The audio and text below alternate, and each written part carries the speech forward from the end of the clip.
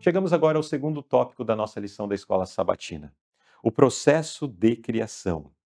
Irmão Gildo, quem criou todas as coisas?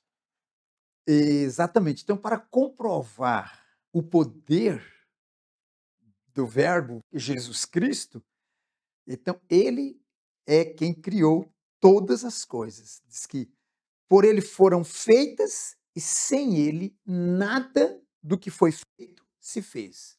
É interessante que aqui vem mostrando no livro de Hebreus, porque ele fez também o mundo. Então isso aqui nos prova que todas as coisas existentes, entendeu, foram criadas por ele. Isso. É, apenas trazendo como uma explicação, o verso de Colossenses talvez pode trazer uma confusão se nós não entendermos uma palavra no Ah, sentido pela bem. qual elas, no sentido como deve ser entendida quando inserida aqui no verso, quando faz menção de que ele é o primogênito de toda a criação. Essa palavra pode dar a conotação de sendo o primeiro criado, né? Hã. No entanto, ao termo original, ele remete a alguém que é o principal Hã. e não ao ser que foi primeiramente criado, né?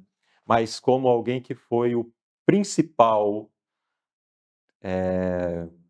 criador, né? Ou aquele que teve a primazia ou a ação de forma mais direta na elaboração ou na construção, né? Na criação, enfim, de todo esse universo, Exatamente. ok? É, só reforçando esse aspecto, porque também pode causar alguma dúvida, né? Realmente, isso é uma Então, realidade, né. tudo foi feito a partir dele. Então, ele existia assim como o Pai, assim como o Espírito Santo, antes de todas as coisas. A divindade existe antes de todas as coisas. Cristo é parte da divindade.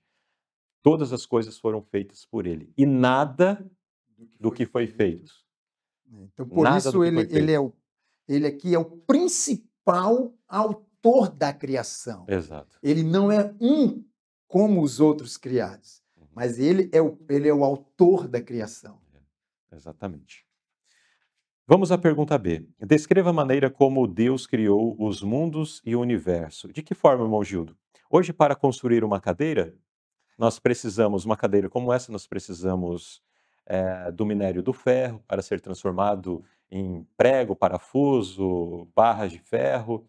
Nós precisamos plantar uma árvore, ou pelo menos buscar ela na natureza, cortar ali os seus pedaços, plantar ali o algodão, o pé do algodoeiro, colher isso, tecer, enfim, enfim.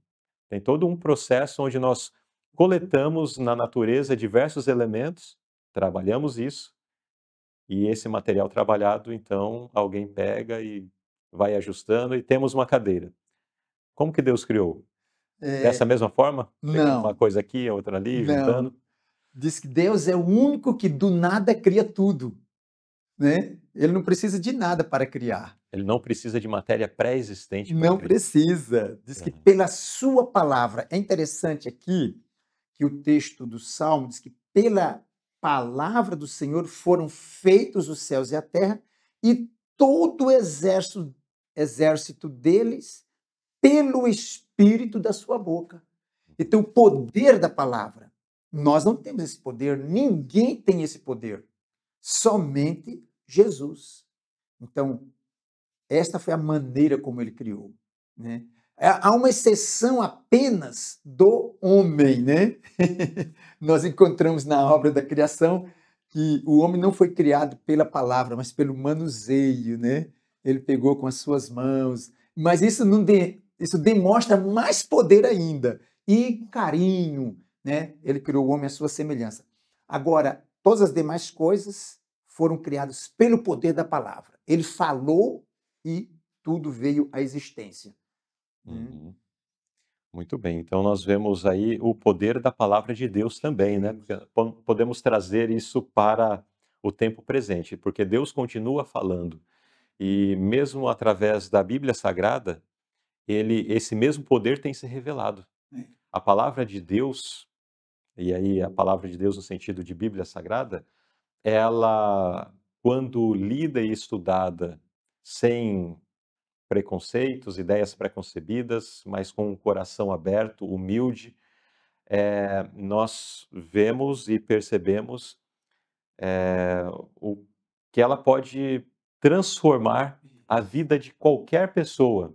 Ela pode fazer coisas extraordinárias, maravilhosas, Exato. unicamente pelo poder, por aquele mesmo poder que do nada fez todas as coisas, E eu também queria transforma o nosso ressaltar, irmão coração. Luzirley, que quando Deus fez, não foi desta forma que vemos hoje, entendeu? Muitas montanhas, buracos, o ser humano um pouco já deformado, né? Uhum, Não, ele fez tudo perfeito.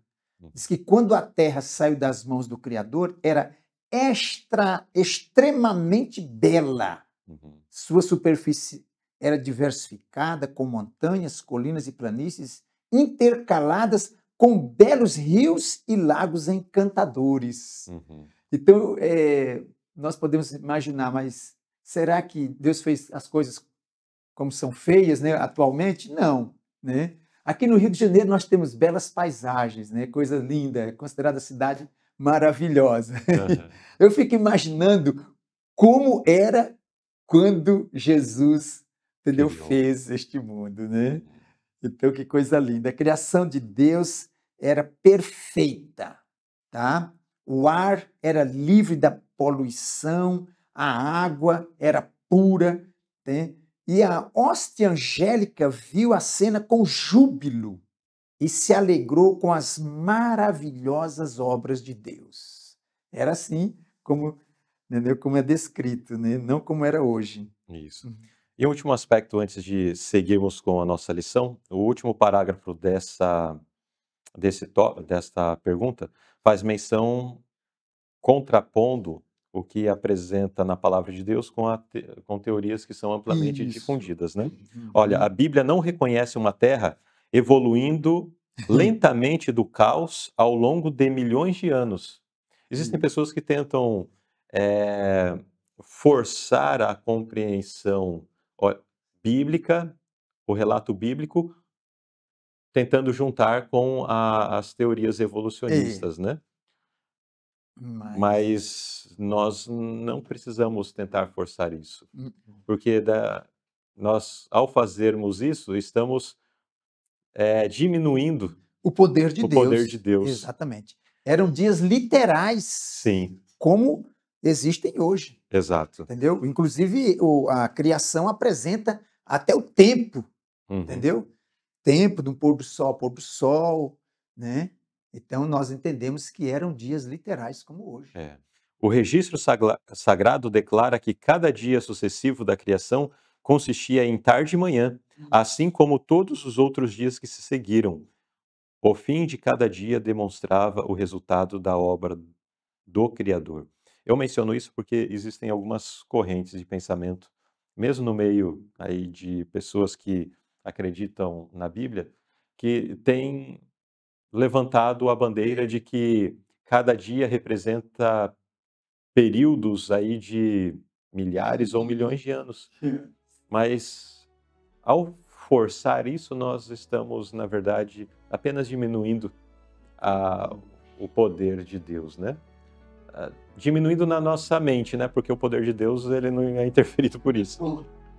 Mas a compreensão correta é exatamente como está na palavra de Deus. Precisamos entender desta forma. Como está escrito assim.